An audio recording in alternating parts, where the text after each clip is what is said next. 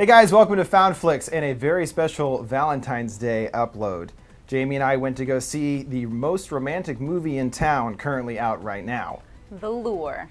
That's right, The Lure. And if you haven't heard of it, which I hadn't actually even seen a trailer or anything beforehand. Neither had I. It definitely hits a lot of genres. Musical. Comedy.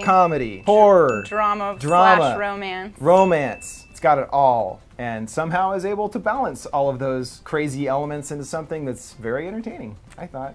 Yeah, I loved it personally. I haven't seen anything like that in a long time. And the fact that it's in Polish too, I think gave it like a whole nother level of just weirdness. But if you're to boil it down to the main plot, we have two sisters that are mermaids, Golden and Silver, and then they encounter basically a family that has a cabaret show, and they work at a cabaret club. They end up kind of taking the mermaid sisters under their wing and make them part of the family, more or less. Part of the show Part as of the well. show. A big part of the movie takes place in the cabaret club with these kind of different like musical numbers. And again, I had honestly no idea they don't really have musicals in Poland, right? She said there's no tradition of musicals or of horror movies either. Yeah, and so that's why when this movie came out in her native country of Poland, I guess it was very horribly marketed. They said it was like the Polish Chicago. Well, we saw that cover that was like the Polish release cover, which looked absolutely nothing like the U.S. release or whatever. I don't know if that's the international release. They didn't even show any of the mermaid elements to it in the marketing. I already knew beforehand, without knowing much about it, that there was a killer mermaid aspect and that it was going to be weird. You know what I mean? But that's why I just kind of stacked on top of it more and more. Oh, this is going to be really weird. Well, and then I had read all that stuff about like there's tons of female nudity and the topics about sexuality and things like that. So that seemed to be kind of the predominant themes I was finding through skimming through reviews before I went. Well, what did you? I know you kind of have issues sometimes with gratuitous female nudity. Did you think it was gratuitous in this movie? I actually didn't feel like there was that much towards the end, and I think it was because of the fact that they don't have genitalia on their lower half, really. I mean, but looks like a Barbie doll, right? Isn't that? I think they even say that in the movie. I mean, but then there were, naked female fishtails. Oh yeah. Fish don't wear panties. No. Mermaids don't wear panties. Sorry, but yeah. Fish probably don't either, to be fair. No, I didn't really feel it was gratuitous at all. I mean, it's supposed to be weird. You know, I think it was supposed to. There were aspects that were supposed to make you feel kind of. Not uncomfortable, but like... Well, I was going to say, actually, that it's like the Golden and Silver, those characters have no reason to feel uncomfortable. They're essentially like animals in a way. So it'd actually be weird for them to be wearing clothes. You know what I mean? It's like, it's more in their natural mermaid... habitat or whatever. Right. Like look, I guess. Well, and I think, I don't know. Well, and I did like, too, that, again, I think the director talked about this as well, was that the mermaid tails was something that it was like a big deal for them because they're huge. I mean, like huge. 6 feet long or something. They're ginormous. I mean, like way bigger than, and not very flattering, like Little Mermaid or something. Not that that was like, oh, what a sexy tail. But you know what I mean? Well, like I think it's done it like in a encouraged flattering that like way. hourglass shape, you know? Right. There still was some design put into it to make it more like feminine overall, the mermaid design. Where in this movie, it's a half lady with a half long-ass fish body on the bottom, like the mermaid tail. And it's pretty kind of, I mean, it's not grotesque really, but it's just, again, not like sexy in any way. But I guess that was actually... they smell fishy. They smell fishy, which I like that too. That's why it's more of that realistic take on it, or modern mermaid story. You know, that I think, of course, was exactly the director's intentions. Obviously, the whole story is inspired by the original fairy tale of The Little Mermaid. Again, doing a modern version of that classic story. Well, because you read a lot of those older original stories in college. And well, and as a child too, actually, I remember checking the original Little Mermaid, the fairy tale. Well, because you probably loved the Disney version, right? Yeah, sure. So I was like, oh, this looks familiar, and then reading that in like 5th grade, and you're like, it's the stuff about her walking. When she walks, it feels like she's walking on shards of glass, and then I remembered it actually ending pretty like depressingly, you know, not in a happy ending like the Disney. Right, and I'm like, oh, well, that kind of broadened my world a little bit. You're like, I thought it was the Disney one. I'm like, Disney's not the truth.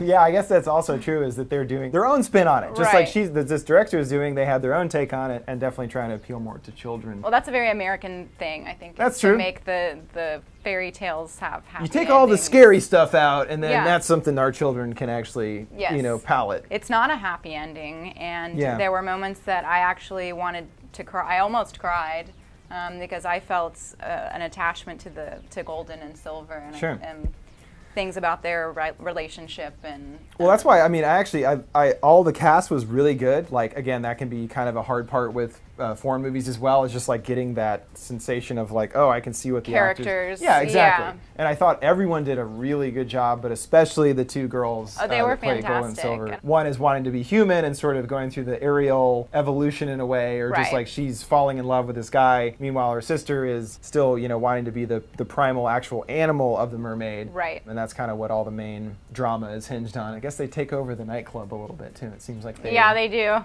They're like the star act, kind of. Yeah, well, and again, that makes sense too. I kept thinking that it's kind of this cool take on it of the traditional mermaid stuff. The whole thing is the siren song, right? Right. And so that's why it makes sense that they're singing these songs, and it's the same thing. People are like, yeah, like freaking out and really getting into it, and it's just because it's the literal siren song of the mermaids. I don't know, I just like that interpretation. No, it was cool. There were little things thrown in too about, well, in the beginning scene, they're, I think, singing to call the guys out into the water from the shore.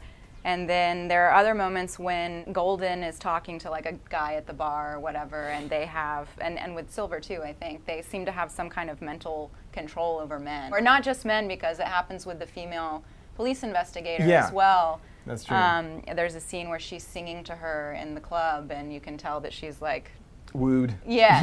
Yeah. Well, like under her spell, essentially. Right. She's been lured. She's been lured. Well, I did like all the songs that were in it were good too, and again, like it was a musical in that sense of it's the characters expressing what they're going through in the story and sort of going through that visually, but also the songs were entertaining enough, you know, that you'd always be more like, oh, okay, cool, another song, not like, oh my god. Like, yeah, can we just fast forward through this scene? Yeah, it did well with it, and I thought it worked to like enhance the overall kind of weirdness of it, uniqueness of it, maybe more than weirdness of it. Yeah, I mean, it's weird. It's definitely weird. It's definitely in a good way. Yeah. Yeah.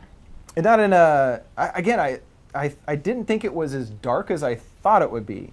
I don't know. I mean, it still had dark elements, obviously, and the overall, you know, stuff that's in there. There's some horror elements as well. Right. But it was just presented in a much more lighthearted overall tone than I thought it would be. Even the idea of it's like, oh, it's these innocent girls that are taken in and they're stripping at a cabaret club and being taken advantage of, but it was still just like, oh, this is kind of cute for some reason. I don't know why. Yeah, I mean, I think that's part of what you're supposed to feel, though. You know, is that like it's, I don't know, I don't want to say like Lynchian, but it's got that like cotton candy thing with like a hard center, you know? Well, and that's why even you know that, again, we had talked about that a little bit just because it ties into Silver is the one that wants to be the woman or, you know, full female, and, you know, the guy that she falls in love with, you know, won't be with her unless she's a full human basically. Because he wants to have sex with her. Right. Yes. They still long to be back in the water. I guess it's Golden that does more than Silver. But we talked about that too. There's that scene where they're fighting. They're fighting and they have like a nursery rhyme. Yes, they start going in a circle and saying what seems to be like a nursery rhyme that they would have said as children or something. And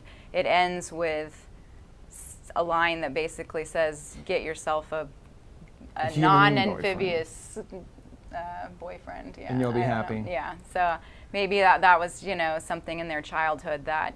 Well, maybe it's the same thing, too, that they had been watching from the water, which is from Ariel or whatever, the Little Mermaid, and it's just like seeing this world on land and like how magical it is and all this stuff, and just, oh, I just wonder what it's like to be a human and whatever. I'm sure that's what she's going through. Right. Well, and if they can go back and forth, then why not? Yeah. Maybe this had happened before. That's true, too. I thought about that. Maybe she's the one that always falls in love because secretly that's what she ultimately wants. Well, no, because she hadn't cut her fin off before. I was going to say if that had happened before, maybe she would have already turned to seafoam, but that's only if you trade your fin for human legs, which by the way, if you trade your fin for human legs and then the person that you did it for marries somebody else. Like, what a bizarre scene that was, with like the two girls like lying on beds of ice and they're cut in half, and it was really bizarre. Just like literally swapping the like, I guess they like, what happened to the other girl? Like, did she always want to be a mermaid and now she's a mermaid, or were they like, sorry chick, here's the dumpster? Like, I'm not sure. That was definitely strange. But yeah, she's willing to cut her own tail off in order to be with this blonde guy, I guess. Well, and just the concept that, you know, actually doing that would allow you to have sensation and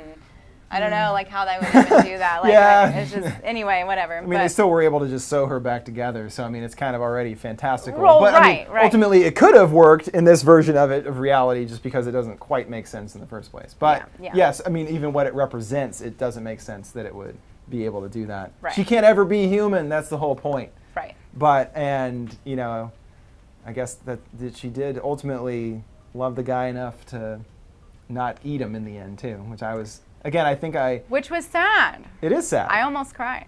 Yeah. I mean, it was definitely emotional. Because, I mean, I honestly, the whole time, they brought that up earlier, like, oh, if this happens, like what we were just saying, you cut your legs off and blah, blah, blah, then you have to eat him by sunrise after his wedding and all this stuff. And I was like, well, that's going to happen at the end of the movie, and without a doubt it did. But I honestly, when it came up, it was like, well, she's going to eat this dude, and that's the end. When you think she is for a second, her fangs come out. Right. And if you notice, she has her fangs out much less than Golden. Golden has hers out quite a bit. Well, because again, it's more the animalistic. It's like that predator instinct in her, which in Silver is much more subdued, I guess. And she's probably trying to repress it, actually. Yeah, but so she does pop her fangs out or whatever while they're dancing, and you can tell she's considering it, and then doesn't do it. Ultimately decides she loves him. And loves him too much to do it. The fighting. ending of this was in line with the original version of the story, that she doesn't get the prince, and she doesn't eat him, and then she does turn into Seafoam. Which again, I didn't expect that because I didn't know that was the original ending, and I didn't even know that it would have anything to do with Little Mermaid until they say literally, "Oh, my two little mermaids," like in one of the first scenes, and you're like, "Oh, duh." Like I just didn't even think about it. I don't know. It was really. I was like, okay, now I kind of know what they're going for a little better than I would have otherwise. So, I had read that previously, I think. But. Yeah.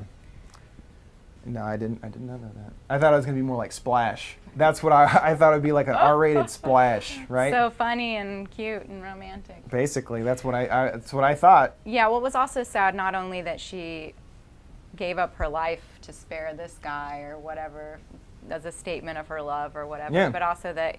You know, there was a bond between the sisters, and that now, obviously, Golden is devastated that her sister's dead. Course. Well, they've been a team for their whole lives, it seems. I know, that is kind of sad. I mean, maybe there's other mermaids out there she can be pals with. I'm but sure. A lifelong bond with your sister, and you've been through growing up and there are all plenty that stuff. of mermaids in the sea.